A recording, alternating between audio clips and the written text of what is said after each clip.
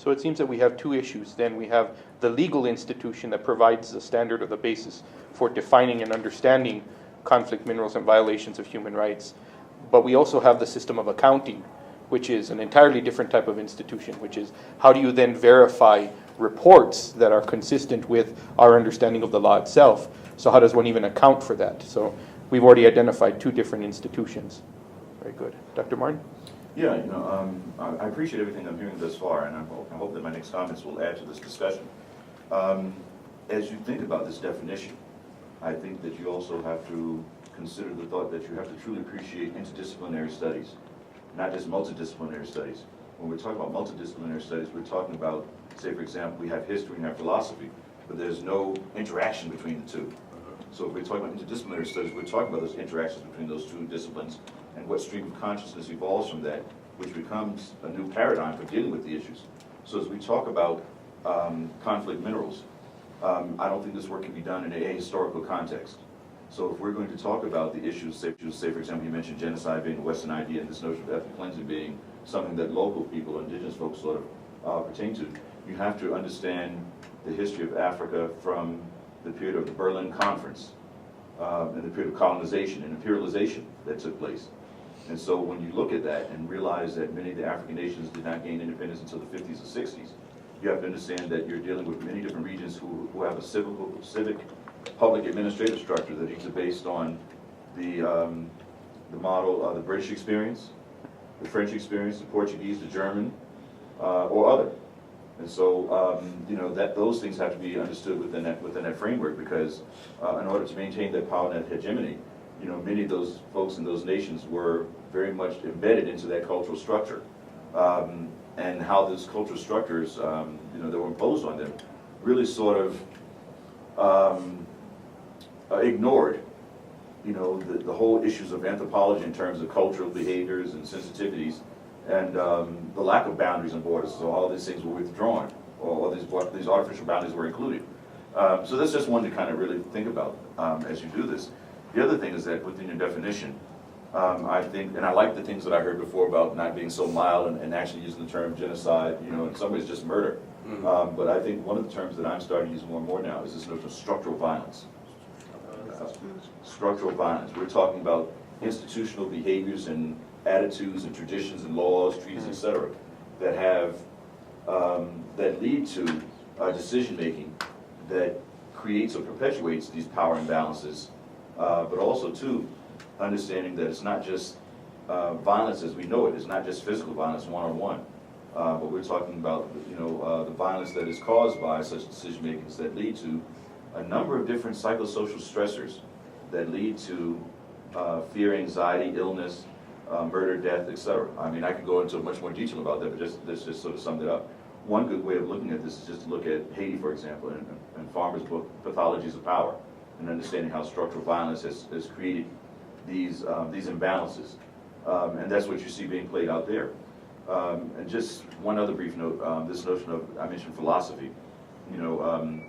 Again, I'm not going to get into the ultimate reality, the meta realities of some of this. You're more than welcome to. We do have a philosophy student. Well, that's great. Well, that's good. That's good. I like to wax philosophically, so I'm not going to get into the meta issues right now. But I'm going to pick on this notion of epistemology, the study of knowledge. And you mentioned who defines it, and that's one of the things I think we have to be very careful and be astute about. Who defines it? Because the person who defines it controls it. And that's how the other knowledge is produced around that issue. And then I think we get into axiology and values and ethics, and then logic that's necessary with this. So many ways, I mean, these problems are philosophical problems, and we have to be mindful of that and how we incorporate bits and pieces of knowledge from many different realms, to put into this. So I'll kind of stop. Oh, metrics. Metrics. In your definition, as you were talking about this, this notion, there's a very quantitative approach to this. But I think for the future, as you do research with this, not only do you need numbers, but you have to remember that statistics are just snapshots. As Disraeli said, there are numbers and statistics. There are lies, there are damn lies, and then there's statistics. But also think about the qualitative pieces, the narratives.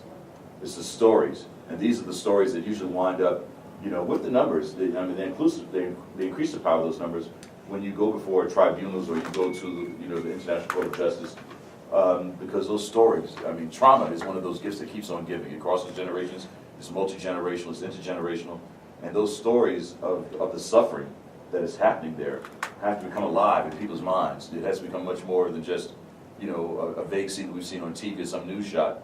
Those stories are very compelling. So think about mixed methods as you do this work. Because mixed methods, and also too, as my colleague said, understanding what a human rights-based approach is to this work. Okay, I'm finished. I'm sorry. No, that's fine. you apologize. That brings it back around. For me, in the sense of when we're talking about this and we're defining the difference also between conflict minerals and strategic resources, when you speak of suffering, we classify that on a variety of levels. I would personally consider uranium a major conflict resource, or not necessarily a strategic resource, but a major conflict mineral is in its center of international conflict between nations, specifically. And though it's when you speak of suffering, the image that I get is when we talk about genocide, we talk about rape being used as a weapon. I don't think of the economic suffering that comes in when the U.S. and the UN imposes sanctions against Iran, for example. And so that's another one of those areas where, again, when we're doing these definitions, it's been problematic for us to quantify and qualify those things. Yeah. And that speaks to Dr. Martin's point of structural violence as well. I mean, this concept of the threat of mutually assured destruction becomes one of these forms of structural violence, whether it's implicit or explicit. The idea that uranium is part of that discussion and part of an element of that, almost the most important element in that entire process, that's a very, very important thing to understand and acknowledge. And may I just add another point to that? As you mentioned uranium, you have to remember that the uranium that led to the production of the atomic weapons in the U.S. first came from the Congo, also too. So there's another historical precedent that's there. Which brings me back to another point that I wanted to discuss today, hopefully, is that when we're defining strategic resources versus conflict minerals, there are contracts on the table. Right now, there are no open uranium mines in the Congo, but there are contracts on the table to open up a few new mines in a couple of different areas.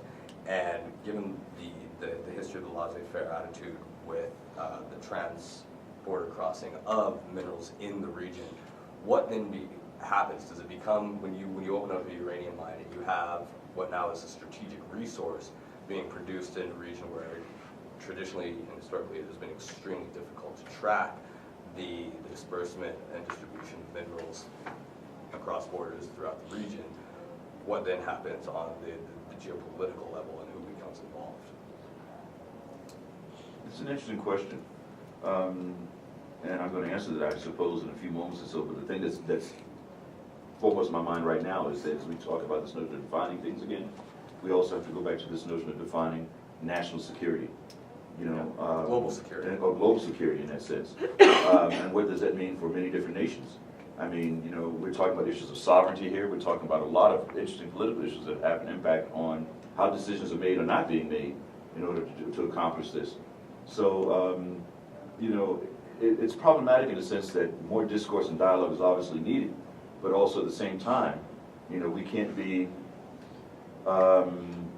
so deliberate in our discussions that we ignore the perils of the suffering that is going on. And so, I think the thing that bothers me so much about this in many ways as we try to define those terms too is that some people like to go for the low-hanging fruit on the tree and take the path of least resistance and try to solve what they think are the easy problems. But I think overall, as we talk about these global issues, we have to understand that they are very complex issues. And so it requires multiple levels of analysis. It requires multi or interdisciplinary teams. It requires people coming together with different skill sets, to come together to have those fruitful discussions in order to figure out, okay, how do we prioritize what needs to be done? And so I think there's opportunity to table for having those discussions if there's the appropriate forum for this. And I think that you folks are on the right path as you begin this discussion, as you go forth with this, particularly within the School of Management, the Graduate School of Management. As we talk about issues of public administration, and what does social responsibility mean on that level?